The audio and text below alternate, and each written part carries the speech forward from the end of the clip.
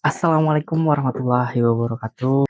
Jadi sekarang pertanyaan buat teman-teman yang nonton video ini atau teman-teman ada di kondisi ini atau enggak gitu. Pertama, apakah teman-teman merasa kesulitan untuk memulai mengerjakan tugas atau teman-teman mempunyai persiapan yang lama banget sebelum mengerjakan tugas sampai pada akhirnya teman-teman nggak bisa menyelesaikan tugas tepat waktu?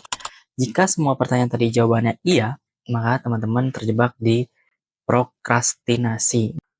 Prokrastinasi. Nah, beruntung banget teman-teman ada di video yang tepat. Di video ini gue akan ngebahas apa itu prokrastinasi, ciri-cirinya, dan bagaimana solusinya. Serta juga definisi-definisi menurut pendapat para ahli dan jurnal-jurnal yang udah gue rangkum. Jadi untuk tahu lebih lanjut tentang apa itu prokrastinasi, jangan kemana-mana, tetap. Jadi di sini gue pengen bahas dulu gambaran umum tentang apa itu prokrastinasi. Jadi secara umum prokrastinasi itu merupakan perilaku yang tidak efisien dalam mengelola waktu. Nah, bisa dikatakan kenapa tidak efisien? Karena dalam mengelola waktu kita itu menunda-nunda dalam mengerjakan sebuah tugas gitu. Nah, sebenarnya istilah umum dari prokrastinasi itu adalah penundaan. Nah, penundaan ini sebenarnya nanti akan dibahas lebih lanjut di video gue di menit-menit berikutnya.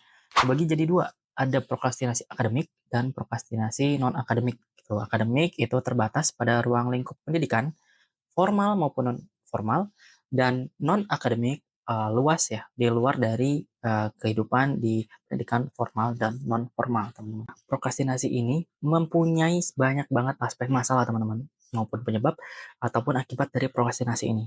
Nah, kalau misalnya prokrastinasi yang ada pada teman-teman sekarang alami ini nggak segera diselesaikan, nanti akan menjadi sebuah trait atau kebiasaan yang dilakukan secara terus-menerus hingga pada akhirnya teman-teman nanti menuju dewasa, menuju masa kuliah atau masa kerja bahkan ya, masa-masa yang paling penting untuk mendapatkan kerjaan, untuk mencari nafkah, teman-teman nggak akan optimal, teman-teman nggak akan efisien, teman-teman nggak akan maksimal untuk mendapatkan income yang teman-teman harapkan. Nah, makanya kalau teman-teman melihat video ini secara nggak sengaja, teman-teman harus bertekad untuk stop prokrastinasi, teman-teman. Prokrastinasi itu berasal dari bahasa Latin yang terpisah antara dua suku kata. Yang pertama itu adalah pro, yang artinya mendorong maju, dan juga crastinus, yang artinya itu keputusan hari esok. Nah, kalau digabungin, mendorong keputusan besok. Dan kalau misalnya kita artikan adalah penundaan hingga esok hari. Nah, sebenarnya penangguhan atau penundaan ini itu bisa dilihat dari dua hal gitu ya. Pertama ada yang positif procrastination, yang kedua ada negatif procrastination. Prokrastinasi ini, yang positif itu contohnya adalah menunda untuk memutuskan suatu keputusan yang penting, teman-teman.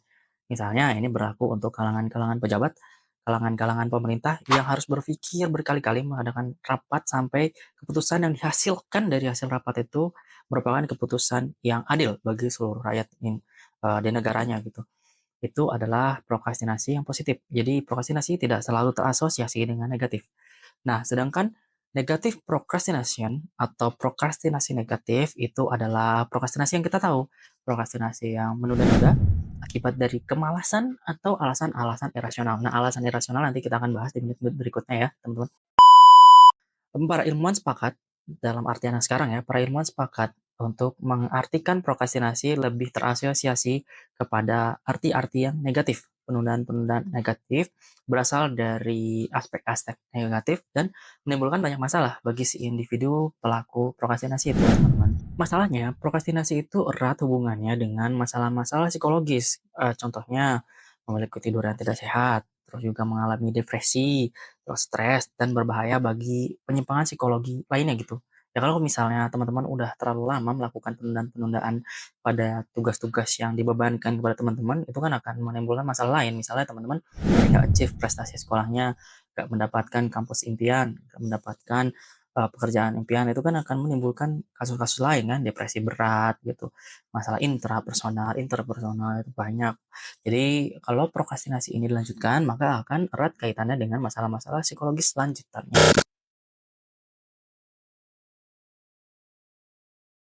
Itu karena terkait dengan perasaan takut gagal, terus ketidaksukaan terhadap tugas yang diberikan, terus juga menunda-nunda pekerjaan, sikap terus juga ingin melawan kontrol, ingin menantang status quo gitu, ingin ya nggak mau nurut lah ibaratnya ya.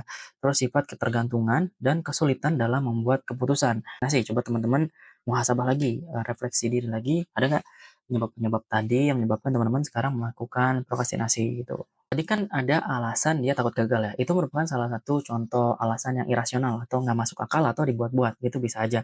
Tapi masalah dibuat-buat ini bisa jadi karena sengaja atau memang alam bawah sadarnya yang berbicara seperti itu teman-teman. Jadi ada orang-orang yang melakukan prokrastinasi itu dengan sengaja karena beberapa masalah yang irasional, alasan irasional. Pertama, takut gagal.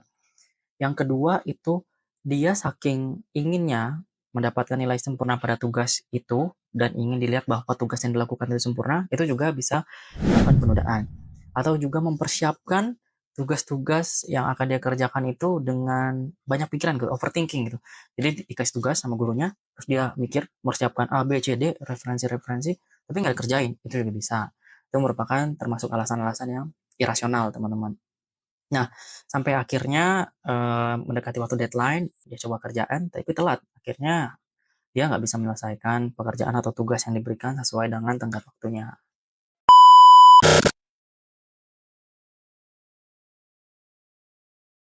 Perilaku penundaan ini didefinisikan sebagai perilaku penundaan mengerjakan tugas atau perilaku penundaan menyelesaikan tugas atau juga perilaku yang akibatnya menyebabkan pengumpulan tugas yang tidak sesuai deadline dan juga melibatkan tugas yang dipersepsikan penting. Jadi kalau Milgram mendefinisikan prokrastinasi ini dilakukan pada tugas-tugas yang dianggap oleh individu tersebut penting gitu, yang teman-teman anggap penting. Tuh. Nah, kebiasaan ini, perilaku ini ternyata dilakukan terus-menerus, berulang-ulang sampai menjadi pola dan sampai menjadi kebiasaan. Nah, akibat dari, perilaku prokrastinasi ini menyebabkan, dampak atau efek-efek negatif yang, berkaitan erat dengan masalah-masalah psikologis, teman-teman. Kayak misalnya keadaan emosional tidak stabil, depresi, stres, rasa cemas, rasa bersalah, bahkan marah, yang tanpa sebab. Prokrastinasi ini tidak terbatas pada semua perilaku penundaan, baik dengan alasan maupun tanpa alasan. Jadi kalau misalnya emang perilaku, si individu melakukan perilaku penundaan, ya itu prokrastinasi. Nah, batasan kedua, penundaan-penundaan yang dilakukan, itu dilakukan secara berulang sampai menjadi sebuah trait atau kebiasaan. Nah, kebiasaan ini dilakukan sebagai respon tetap ketika si individu mendapatkan stimulus yang, berupa tugas tadi ya. Jadi ketika dapat tugas, respon tetapnya adalah penundaan. Itu, menurut si Ferrari. Jadi kalau misalnya semua respon dari semua tugas yang diberikan adalah penundaan dan dengan alasan yang irasional, itu merupakan prokrastinasi menurut Ferrari. Itu batasan yang kedua. Nah, batasan ketiga menurut Ferrari adalah prokrastinasi ini mempunyai dampak atau melibatkan komponen-komponen perilaku dan struktur mental lainnya yang bisa terlihat atau behaviornya itu bisa terlihat teman-teman. Jadi kalau prokrastinator itu dia melakukan penundaan yang terus-terusan gitu ya, terus juga nanti ada rasa cemas, bersalah dan masalah-masalah psikologis yang terlihat oleh orang lain. Nah, itulah tadi beberapa batasan-batasan mengenai definisi prokrastinasi menurut Ferrari yang tadi dilakukan berulang-ulang, yang kedua merupakan respon tetap, dan yang ketiga melibatkan komponen-komponen dari perilaku dan juga struktur mental.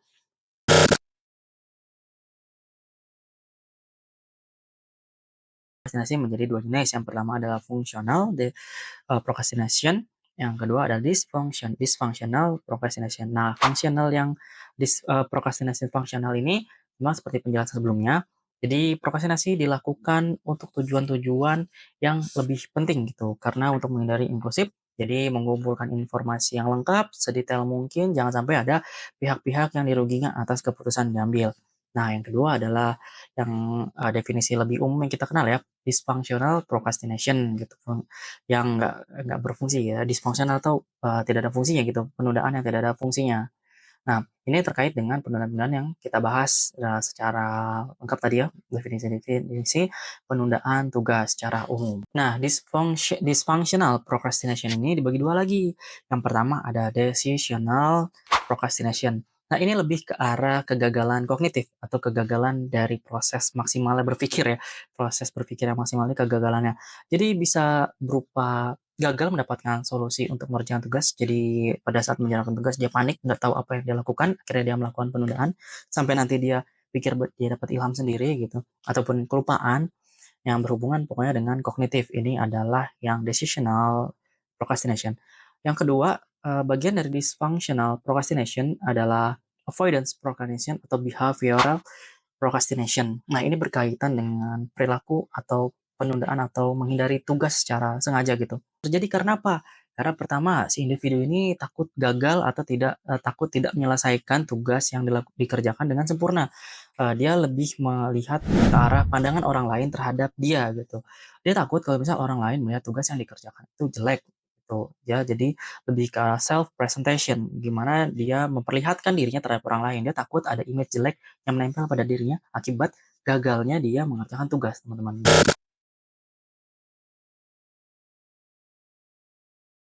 Pertama adalah tidak penundaan untuk memulai dan menyelesaikan tugas. Jadi penundaan yang dilakukan bukan cuma penundaan menyelesaikan tugas, tapi juga penundaan pada saat ingin memulai gitu. Nah, termasuk dalam pencarian referensi dan lain-lain itu termasuk ciri yang pertama, teman-teman.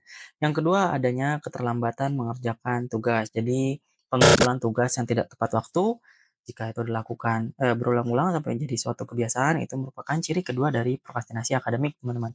Nah, yang ketiga adalah kesenjangan waktu antara rencana dan kinerja akal. Jadi, si individu ini kesulitan untuk merencanakan kapan dia harus mengerjakan tugas gitu.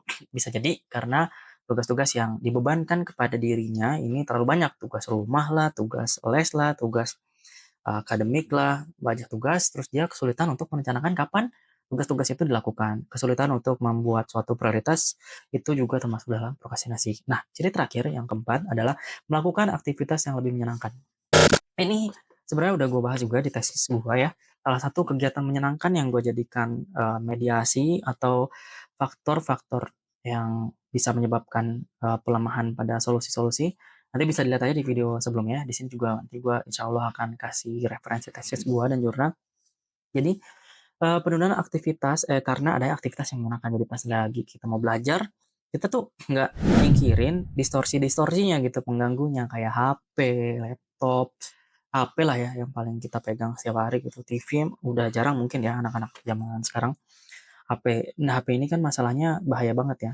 Ada literatur tersendiri yang membahas soal media sosial ya. Eee, Bahkan si notifikasi dari aplikasi-aplikasi yang sering kita gunakan itu nempel di alam bawah sadar, dan ketika notifikasi itu bunyi, kita itu nggak punya kehendak, kita itu nggak punya kemampuan untuk menolak notifikasi itu untuk dibuka, gitu. Jadi secara otomatis ketika bunyi notifikasi, itu langsung kita buka. Nah, masalahnya kan sekali kita scroll, itu kan semua hal yang menyenangkan ada di situ kan. Kita terpapar oleh banjir dopamin yang sangat singkat kan.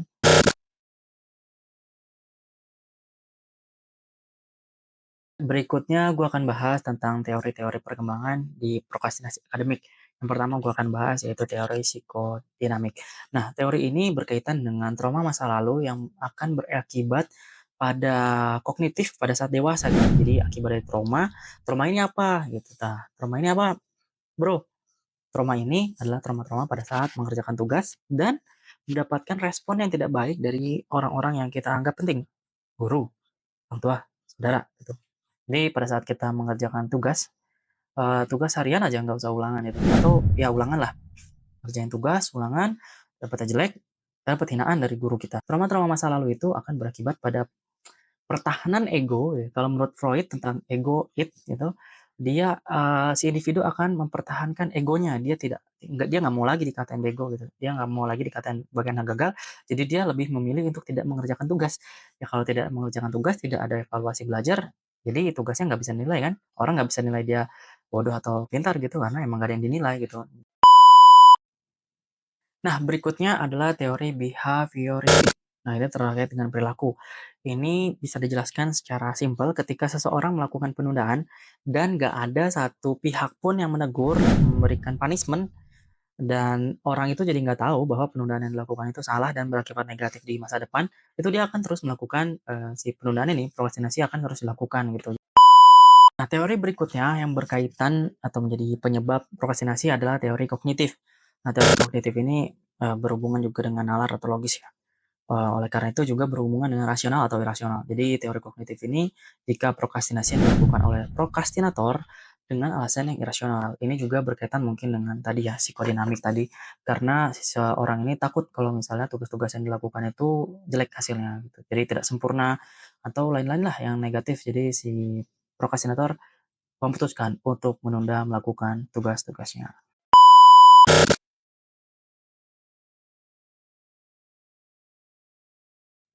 Nah, masuk ke solusi, di sini berdasarkan apa yang udah gua cari, itu ada beberapa solusi, cuma 2 ya, ya benar. Yang pertama itu prokrastinasi self regulated learning atau regulasi diri, yang kedua adalah motivasi gitu. Tapi bisa dilihat di video sebelumnya, yang paling berpengaruh besar itu adalah regulasi diri. Nah, yang kedua adalah motivasi. Nah, motivasi ini tidak terlalu berpengaruh karena motivasi sama kayak mood ya, jadi mood-moodan gitu. Motivasi itu kadang tinggi, kadang turun gitu, tergantung si orangnya gitu. Jadi dia nggak benar-benar bisa mengatasi prokrastinasi. Sedangkan regulasi diri ini sangat penting. Kalau misalnya si orang ini udah mempunyai disiplin dalam belajar, dia akan meniadakan semua distorsi atau gangguan-gangguan yang akan memperburuk atau yang akan menyebabkan penundaan pengerjaan tugas gitu. Dia tahu bahwa prestasi itu sangat penting, prestasi yang baik itu sangat penting untuk diraih. Oleh karena itu, dia akan menghilangkan semua distorsi gitu. Teman-teman yang nonton video ini dan teman-teman terindikasi dari indikasi-indikasi yang tadi, gue kasih menjadi prokrastinator, teman-teman bisa mulai mendisiplinkan diri. Yang pertama caranya buat target belajar, yang kedua buat perencanaannya, belajar kalau bisa ada jadwal rutinnya gitu, terus buat prioritas pekerjaan atau tugas yang perlu dikerjain, terus pada saat belajar menghindari hal-hal yang menyenangkan, kayak misal HP itu dijauhin dulu sampai tugas selesai, atau menunda ajakan teman untuk bermain, itu juga bisa diabaikan gitu sampai tugasnya nggak tertunda. Belajar pun jangan tertunda-tunda. Nah, kalau misalnya udah buat regulasi seperti itu, insya Allah teman-teman akan terhindar dari prokrastinasi. Mungkin sekian penjelasan gue tentang prokrastinasi ini ya, lebih banyak ke akademik. Mudah-mudahan bermanfaat. Kalau misalnya ada pertanyaan silahkan aja tulis di kolom komentar. Dari gue cukup. Wassalamualaikum warahmatullahi wabarakatuh. Bye.